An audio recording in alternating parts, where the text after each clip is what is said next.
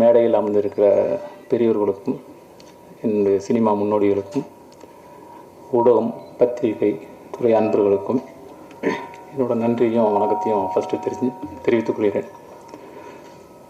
இந்த படம் நடந்தது வந்து ஒரு காலத்தோட கட்டாயம்னு நினைக்கிறேன். ஏன்னா அப்படி தான் நடந்தது இந்த படம். நான் டாக்டர் திருநாவுக்கரசு சாரை வந்து வேற ஒரு ரிசர்ச்சுக்காக போய் மீட் பண்ண போயிருந்தேன். அவர்கிட்ட பேசிகிட்டு இருந்தப்போ சாரோட சன்னு ஸ்பீச்சை போட்டு காமிச்சார். அதில் வந்து அவர் யூஎஸில் டாக்டராக இருக்காங்க. ஸோ அப்படி ஆரம்பித்தது தான் இந்த படம். அவர் வந்து ஒரு டாக்டர் மட்டும் இல்லை, ஒரு மனநல மருத்துவர், பேராசிரியர், எழுத்தாளர், பேச்சாளர், சமூக சிந்தனைவாதி, தமிழ் ஆர்வலர், இவ்வளோ பரிணாமத்தில் இருக்கவர்.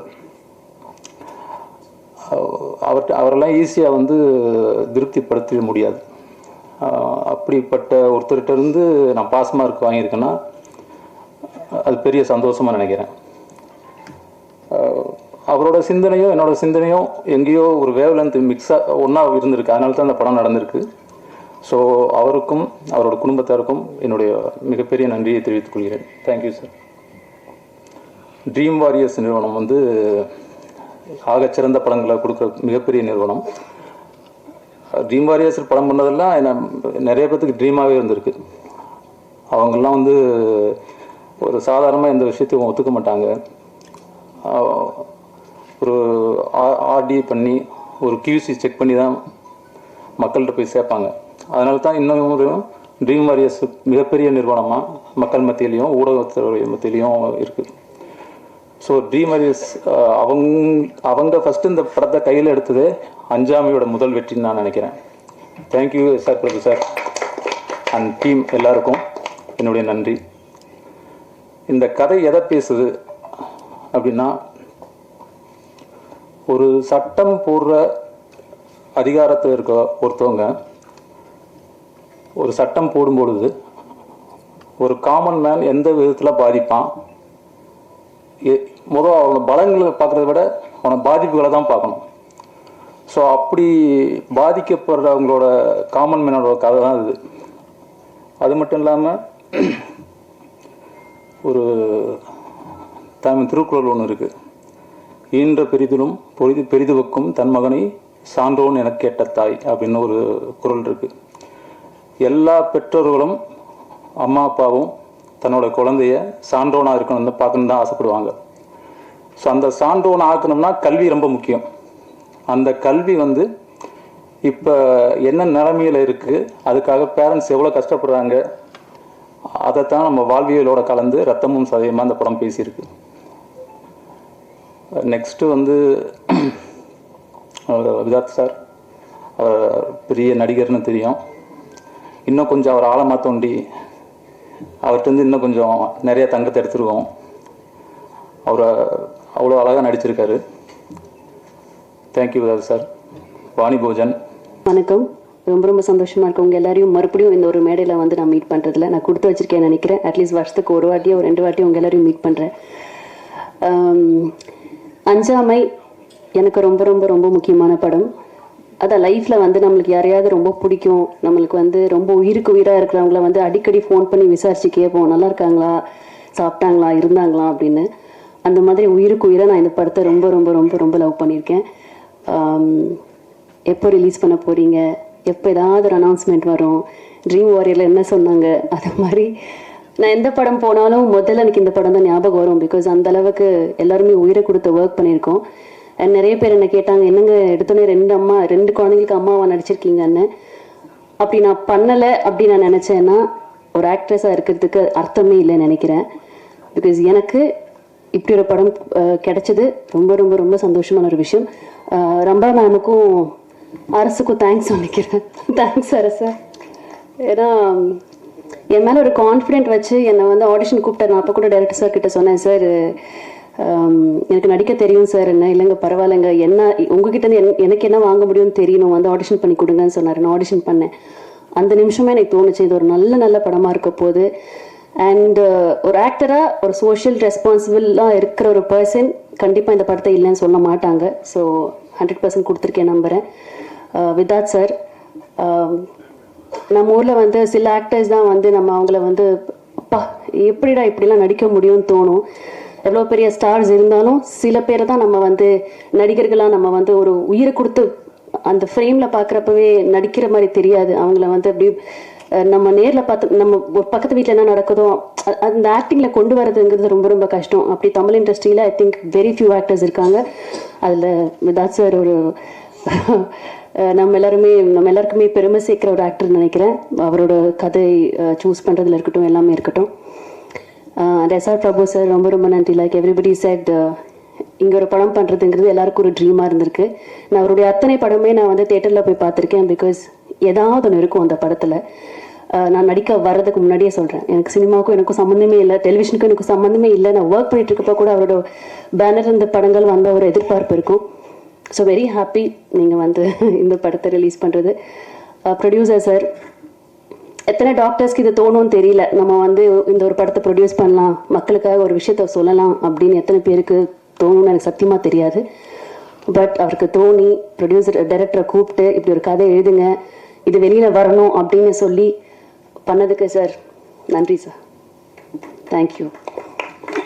அண்ட் மியூசிக் நான் கேட்டேன் எப்படி சார் இப்படிலாம் பண்ண முடியும் அப்படின்ட்டு. பிகாஸ் எனக்கு ரொம்ப ரொம்ப இம்பார்ட்டண்ட்டான 2 சாங்ஸ் இருக்குது. வெரி ஹாப்பி, பியூட்டிஃபுல்லாக இருந்தது மியூசிக், லிரிக்ஸ் எல்லாமே. அண்ட் ஒரு பர்சன் பற்றி நான் ரொம்ப ரொம்ப பேசணும்னு நினைக்கிறேன், சுப்பு சார். மனசில் என்ன வலி இருக்கோ, என்ன கஷ்டங்கள் இருக்கோ, இது யார் வெளியில் சொல்லுவாங்கன்னு தெரியாது.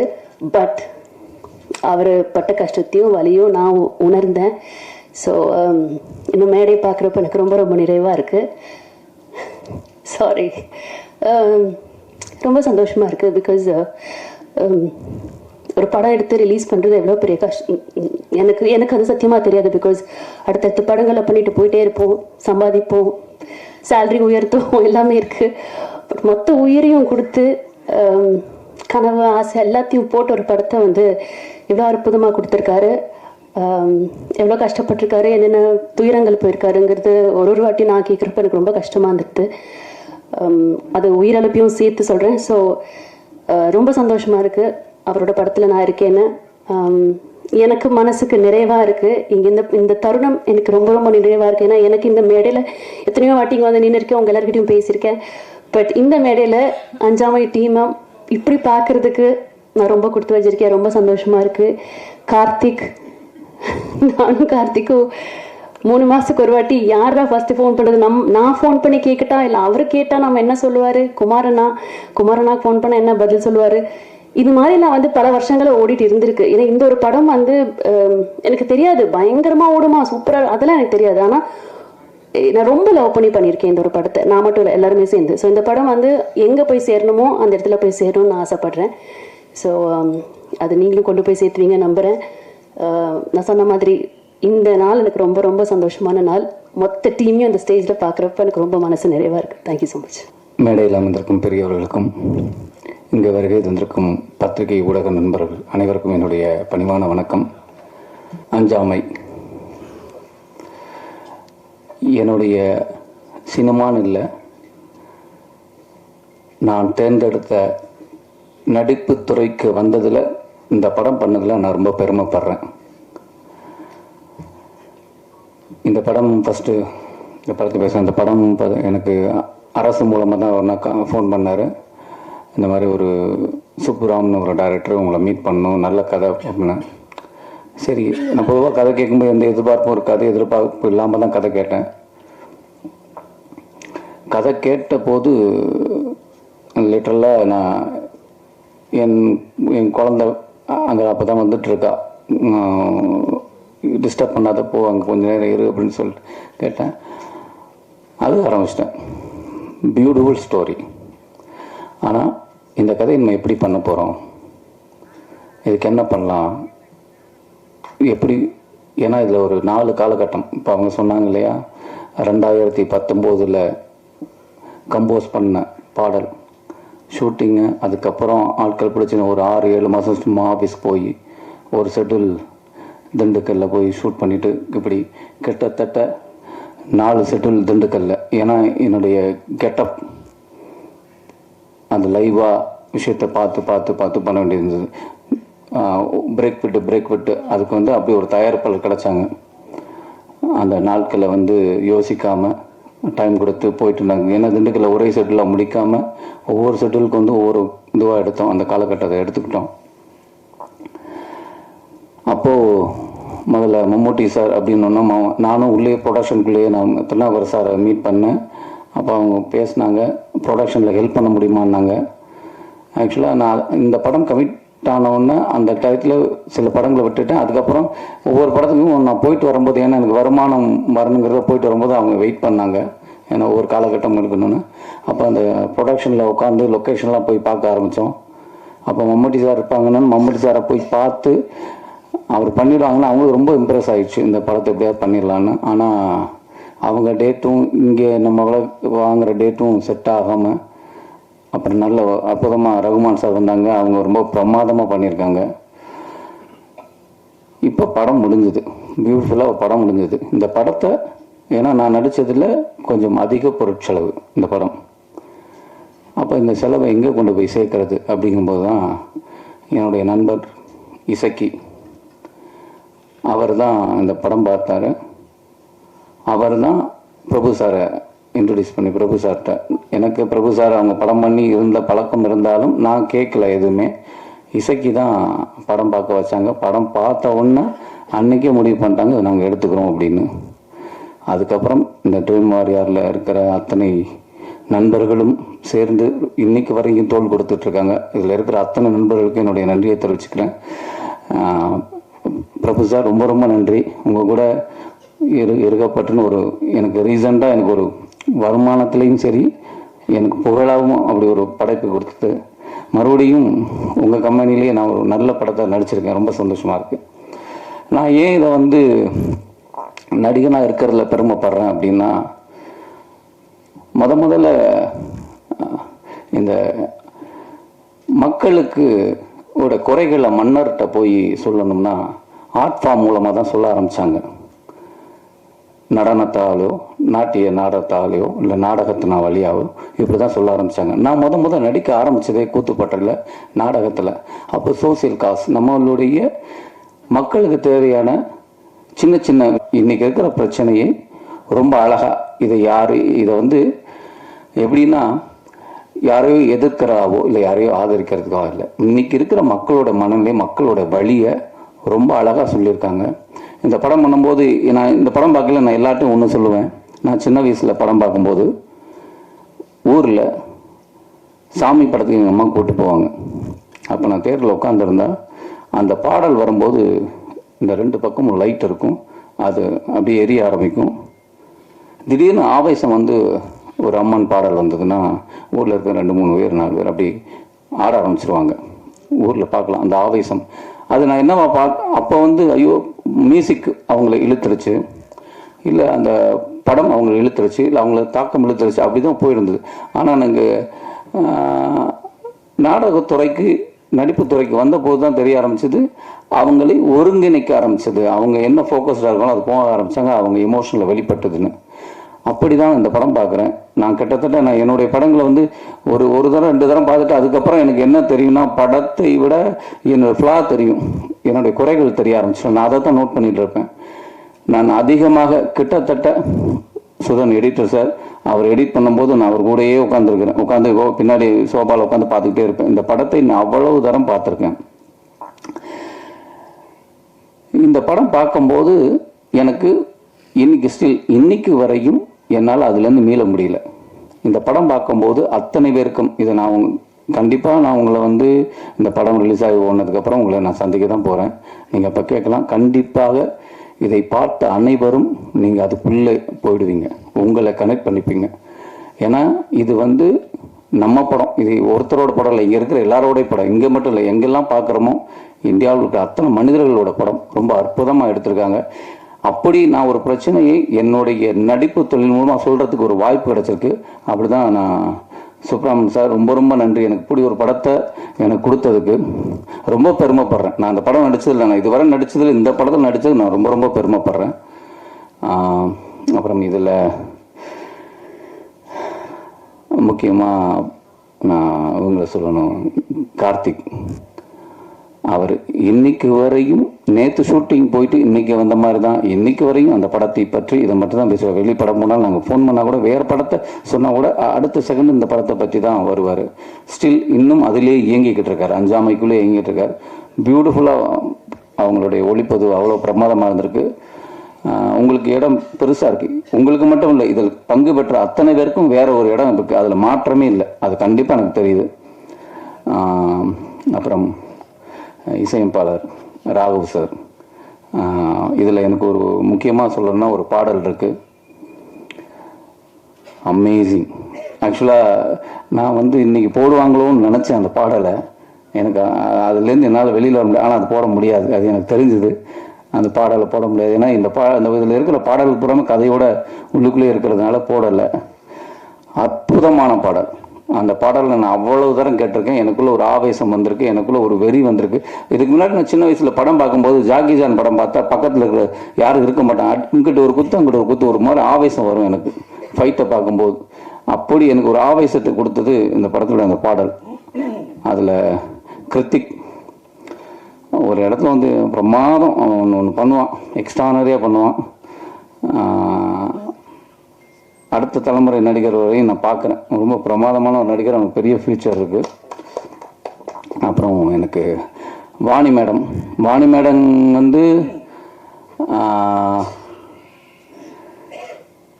எத்தனையோ டிவி ஷோஸ் நாடகங்கள் பார்த்துருந்தாலும் எவ்வளவோ அவங்களோட படங்கள் பார்த்துருந்தாலும், ஏன்னா அவங்க வெரி குட் ஆக்டர்ஸ், அவங்க நல்ல நடிகைன்னு நம்ம சொல்ல தேவையில்லை, பிரமாதமாக.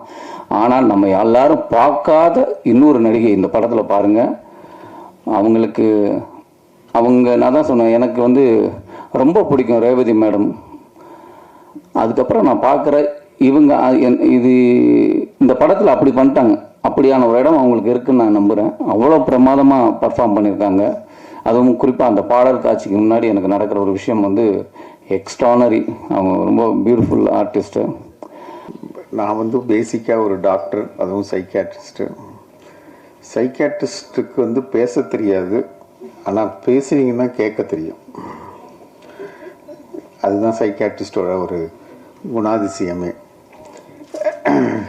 நிறைய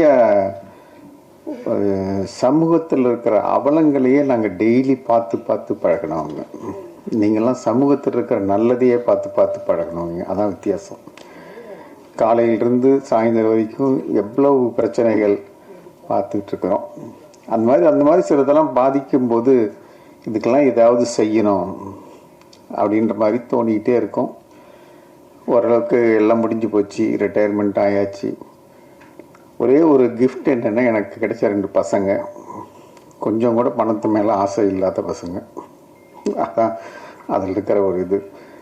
2வது, பசங்க நல்லா இருந்ததுனால எனக்கு படிப்புக்குன்னு செலவு இல்லை, அதில் மிச்சமான பணம் தான் நான் வச்சுருந்தது. இப்போ நிறைய பேர் சம்பாதிக்கிறாங்க, படிப்புக்கே அதை செலவு பண்ணிடுறாங்க. இதில் படிப்புக்கு செலவே இல்லாமல் என் பிள்ளைங்க படித்ததுனால என்கிட்ட பணம் மிச்சம் இருந்தது. இதுக்கு ஏதாவது செய்யுங்க, நீங்கள் என்ன நினைக்கிறீங்களோ செய்யுங்கன்னாங்க. நிறையா புத்தகங்கள் எழுதியிருக்கிறேன். வருஷம் ஒரு புக்கு 2 புக்கு வரும். ஒவ்வொரு முறையும் புத்தக ஃபேரில் நான் தனியாக நான் எழுதின புக்குக்குன்னே எனக்குன்னு ஒரு தனி ஸ்டால் போடுவாங்க.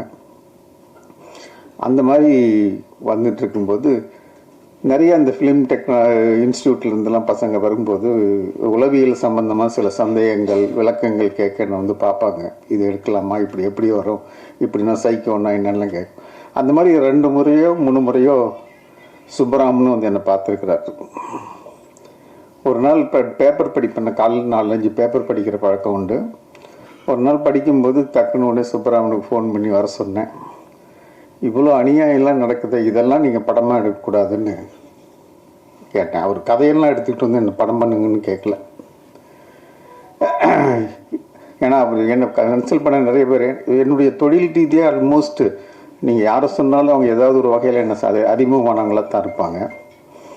அதுமாதிரி சுப்பராமனை கூப்பிட்டு கேட்டேன், என்ன பண்ணிகிட்ருக்கீங்கன்னு கேட்டு 2 பேப்பரை தூக்கி டேபிளில் போட்டு, இவ்வளோ அடியாக நடக்குது, இதெல்லாம் ஒரு இது பண்ணக்கூடாதுன்னா அப்போ அவரும் கொஞ்சம் அந்த வேவ் லெங்த்தில் இருந்தது தெரிஞ்சுது.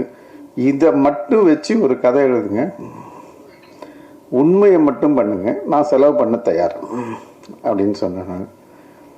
அவருங்க டீம் வந்து நல்லா ஒர்க் பண்ணாங்க. இந்த படத்தினுடைய இதுவே என்ன அப்படின்னா, நான் வந்து ஒரு 50 வருஷம் மருத்துவக் கல்வியில் ஆசிரியராக இருந்திருக்கிறேன்.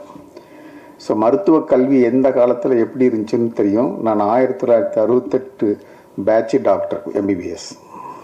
நிறைய பேர் பிறந்திருப்பீங்களானே சந்தேகம். ஸோ அதிலிருந்து வந்துட்டு இருக்கிறேன். எல்லா லெவல்லையும் இருந்ததுனால இந்த மருத்துவக் கல்வி எப்படி போயிட்டுருக்குது அப்படின்றத பார்த்து மனசு நொந்த காலங்களும் உண்டு, பெருமைப்பட்ட காலங்களும் உண்டு. ஸோ இதை செய்யணும்னு நினச்சி செய்யும்போது அவங்க நான் எதிர்பார்த்த அளவுக்கு அந்த கதையை நல்லா திரைக்கதையை அமைச்சு நாங்கள் அதில் என்னுடைய பையன் வந்து 2004-05 ஃபெட்னா, உங்களுக்கு அமெரிக்காவில் தமிழ்ச்சங்கம் தெரியும், அதில் இந்த நீட்டை பற்றி ப்ரமோட் பண்ண டாக் 2 கொடுத்துருக்குறோம். 2 பசங்களும் சேர்ந்து தான் அந்த டாக் வந்து அதை தான் கொடுத்த சுப்பராமன்ட்ட. இதை கொடுத்து இதனுடைய பேஸில் நீங்கள் எழுதுங்க, டயலாக்ஸ்லாம் ரொம்ப நல்லா வரும்ன்ட்டு. அப்புறம் டயலாக்லாம் எழுதி கொண்டு வந்து கொடுத்தாரு. கொடுத்துட்டு வசனத்தை மட்டும் யார்கிட்டையாவது கொடுத்து ஒரு பெரிய வசனகர்த்தாட்ட கொடுக்கலான்னு ஆலோசனை பண்ணார். நான் சொன்னேன், இதை விட ஒன்றும் சிறந்த வசனம்லாம் தேவை கிடையாது, நீங்கள் எழுதியிருக்கிறதே போகிறோம், இதை சிதைக்காமல் அப்படியே கொண்டு போய் சேருங்க அப்படின்னு. எல்லாருமே புது டீம். அந்த வகையில் எனக்கு ரொம்ப நான் முதல் சென்னைக்கு வரும்போது எந்த விதமான அறிமுகம் இல்லாமல் ஒரு சாதாரண குடும்பத்திலேருந்து வந்து தான் டாக்டராக இருந்தேன். ஏன்னா ஒரு பெரிய பேஸ் எல்லாம் கிடையாது. அந்த மாதிரி ஒரு அறிமுகம் இல்லாத இல்லவங்களுக்கெல்லாம் ஒரு அறிமுகம் கொடுக்கணும்னு நினச்சி பண்ணோம். நல்லா பண்ணணுன்னு பெருசாக பண்ணணும்னு நினச்சோம். நிறையா உங்களுக்கு தெரியும், புது தயாரிப்பாளர், புது டைரக்டர் யாரும் நம்ப தயாராக இருந்தாங்க. பட் நாங்கள் மக்களை நம்பினோம் எப்படியும் வந்து சேர்ந்துருன்ட்டு. அந்த வகையில் வந்து அந்த டீம் நல்ல எனர்ஜெட்டிக் டீம். எக்ஸப்ட் எடிட்டர் தான் ரொம்ப சீரியர். அதில் மற்றவங்க எல்லாமே எங்கள் எனர்ஜெட்டிக் டீம். ரொம்ப ஒவ்வொருத்தரும் செஞ்சாங்க. ஒரு நாள் கூட நான் ஷூட்டிங் போய் பார்த்தது கிடையாது. ஒரு நாள் கூட பார்த்தது கிடையாது. ஏதோ ஒரு நாள் சாப்பாடு எப்படி போடுறாங்கன்னு பார்க்கறதுக்கு மட்டும் சாப்பாடு டைமுக்கு போயிருந்தேன். அதை என்ன பண்ணுறாங்க, யார் நடிக்கிறாங்க, என்ன பண்ணுறாங்க, முழு சுதந்திரமும் கொடுத்தேன். பட் அதுக்குண்டான கஷ்டத்தையும் அனுபவித்தேன், பலனையும் அனுபவித்தேன். செலவு கட்டு கிடக்காமல் போயிட்டு இருந்துச்சு. பட் ஆனால் நல்லபடியாக வந்துடும் அப்படின்னு சொல்லி நினச்சேன்.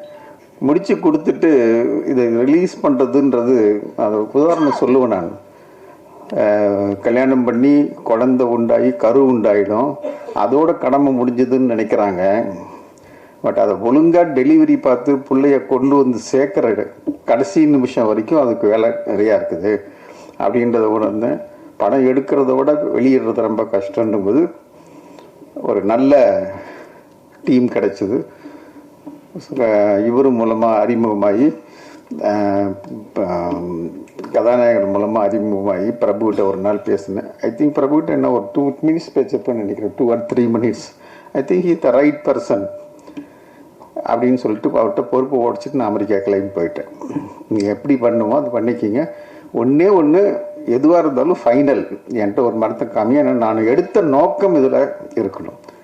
இந்த படத்தில் வந்து விதாத் சொன்ன மாதிரி யாரையும் சப்போர்ட் பண்ணியோ நீட்டை எதிர்த்தோ அப்படிலாம் படம் கிடையாது. நீட்டில் இருக்கிற உண்மைகளை நாங்கள் சொல்லணும். ஏன்னா நான் கண் கூட பார்த்தேன். இப்போ நீட்டில் வந்து செலெக்ஷன் பண்ணுறாங்க. மெயினாக வந்து ஒரு குழந்தைய எடுத்துக்கிட்டிங்கன்னா, ஒரு வீட்டில் 8வது 9வது வந்த பிறகு 12வது வரைக்கும் ஒரு குழந்தை வீட்டில் இருக்குன்னா மன அழுத்தத்தின் உச்ச கட்டம் அந்த வீடு இருக்கும். நிறைய பேர் என்கிட்ட வந்து கன்சல்ட் ஆலோசனைக்கெல்லாம் வருவாங்க. என்ன இவ்வளோ ப்ராசஸ்? நான் படிக்கும்போது எங்கள் அப்பா, நான் எந்த மெடிக்கல் காலேஜில் படித்தேன்னு கூட அவருக்கு தெரியாது. அவ்வளோ நிம்மதியாக இருந்தார். ஆனால் இப்போ பிள்ளைங்க படிக்க வைக்கிறதுக்கு ஏன் இவ்வளோ இது? எனக்கு பிடிக்காத ஒரு வார்த்தை கஷ்டப்பட்டு படிக்க வைக்கிறேன்னு சொல்கிறது என்னால் சகிச்சிக்கவே முடியல. எதுக்காக ஒரு கஷ்டப்பட்டு படிக்கணும்? அதாவது முடியாத விஷயத்தையோ பிடிக்காத விஷயத்தையோ வேண்டாத விஷயத்தையோ பண்ணும்போது தான் கஷ்டன்ற அனுபவம் வரும். அப்போ படிப்பு பிடிக்காத விஷயமா, வேண்டாத விஷயமா, இல்லை தேவையில்லாத விஷயமா? இது 3 இருக்கிற விஷயத்த எப்படி இவ்வளோ கஷ்டப்படுறாங்க அப்படின்றதெல்லாம் வச்சு அனலைஸ் பண்ணி இந்த இதில் அதில் கொண்டு வந்திருக்கிறோம். இது கஷ்டத்தில் என்ன இருக்குது, கஷ்டப்படுற மாதிரி இருக்கக்கூடாது. இது எல்லா விதமான விஷயங்களும் நல்லா அழகாக இந்த அவர் சொன்ன மாதிரி ஒரு சட்டம் போடும்போது இது மக்களுக்கு நல்லதுன்னு நினச்சி செய்கிறாங்க. அது மக்களுக்கு எவ்வளவு தூரம் அது வந்து பிரச்சனையை கொடுக்குதுன்றத அந்த லெவலில் இருக்கவங்களால உணர முடியல. பட் எங்களை மாதிரி இருக்கிறவங்களால உணர முடியுது. அதை போய் சொல்லணும், யார்கிட்ட சொல்கிறதுன்னு தெரியல. I think media is the best source so that இது மூலம் போகலான்றதான் இதை எடுத்தோம். ஐ திங்க் நல்லபடியாக வந்திருக்கு. இது நல்லபடியாக வந்திருக்கா இல்லையான்றது நீங்கள் தான் சொல்லணும். நான் வந்து வழக்கமாக நான் என் புக்கில் ஒரு சாப்டர் எழுதியிருப்பேன், யார் முதலாளி அப்படின்ற சாப்டர், ரொம்ப பாப்புலர் சாப்டர் அது. அதாவது என்கிட்ட படிக்கிற பசங்கள்கிட்ட நான் வந்து கேட்பேன், என்கிட்ட படிக்க வரும்போது, யாரா உனக்கு முதலாளி அப்படின்ட்டு. நிறைய பேர் இப்போ உடனே நான் தானே மார்க் போடுற வாதியார், நீங்கள் தான் முதலாளின்னு ஒன்றுங்க. அதுக்கு மேலே என்னடா இல்லைடா நான் போடுறதில்லன்னு கேட்டால் டீனை சொல்லுவானுங்க. இப்போ ப்ரைவேட் காலேஜ் வந்த பிறகு அதுக்கப்புறம் பார்த்தா காலேஜ் ஓனரை சொல்ல ஆரம்பிச்சிட்டானுங்க, அவர் தான் முதலாளின்ட்டு. நான் சொன்னேன், இவங்க 3 பேருமே முதலாளி இல்லை, உனக்கு முதலாளி உன்னுடைய பேஷண்ட். அவன் வர்றதுனால தான் எங்களுக்கு காசு வருது, அதில் தான் இவங்கெல்லாம் பொழைச்சிட்டு இருக்கிறாங்க. அதனால் நீ வந்து என்னைக்கு பேஷண்ட்டை முதலாளியாக நினைக்கிறியோ அன்னைக்கு நீ வந்து ஒரு பெரிய டாக்டர் ஆகிடுவேன்னு தான் ஒவ்வொரு ஸ்டூடெண்ட்ஸுக்கும் சொல்லுவேன். அதே மாதிரி இந்த ப்ரொடக்ஷன் டீமில் இருக்கவங்க எல்லாருக்குமே முதலாளி நாங்கள்லாம் கிடையாது. அதாவது நிறைய எனக்கு பழக்கம் இருக்கிறதுனால சொல்கிறேன், எம்ஜிஆர் வந்து எப்பயுமே தயாரிப்பாளரை முதலாளின்னு தான் கூப்பிடுவாருன்னு சொல்லி கேள்விப்பட்டிருக்கிறேன். நான் அவர் கூடலாம் ஒரு நாள்லாம் இருந்திருக்கிறேன். ஸோ அந்த மாதிரி இருக்கும்போது நான் முதலாளி இல்லை, முதலாளி வந்து மக்கள். அவன் கொண்டு வந்து கொடுக்குற அந்த 100 ரூபா இருக்குது இல்லை, அதில் தான் இவ்வளோ பேர் நம்ம சம்பாதிக்கிறோம். அதை புரிஞ்சுக்கிட்டு அவங்களுக்கு நீங்கள் உண்மையாக இருங்க அப்படின்றது மட்டும்தான் சொல்லிக்கிறேன். இதுதான் என்னுடைய ஒரே இது. மற்றபடி எல்லாருக்கும் என்னுடைய வாழ்த்துக்கள், உங்களுடைய ஆதரவும் தேவை. இத்தனை அளவுக்கு பொறுமையாக இருந்து கேட்டதுக்கு நன்றி. எஸ்பெஷலி ட்ரீம் வாரியர் பிரபுக்கு மிக்க நன்றிங்க. பொறுப்படுத்துங்க. வணக்கம்.